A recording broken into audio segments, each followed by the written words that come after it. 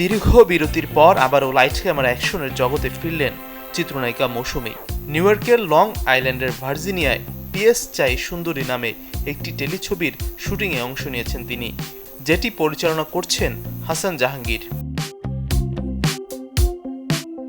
ব্যবসায়ী নাসিরুদ্দিন মাহমুদের বিরুদ্ধে মারধর ও ধর্ষণ চেষ্টা মামলায় আসামি পক্ষের জেরার জন্য আদালতে হাজির হয়েছেন চিত্রনায়িকা পরীমণি।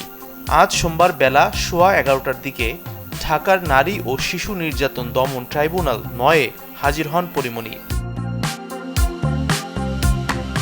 চলতি মাসের শেষ শুক্রবারে 30 মে রাত 8টার বাংলা সংবাদের পর বাংলাদেশ টেলিভিশনে প্রচারিত হবে ইত্যাদি। হানিফ সংকেতের রচনা, পরিচালনা ও উপস্থাপনায় এবারে নতুন পর্ব ধারণ করা হয়েছে দক্ষিণবঙ্গের প্রবেশদ্বার ঝিনাইদহে। তবে বৈরী আবহাওয়ার কারণে অনুষ্ঠান ধারণে কিছুটা সমস্যা দেখা দেয়।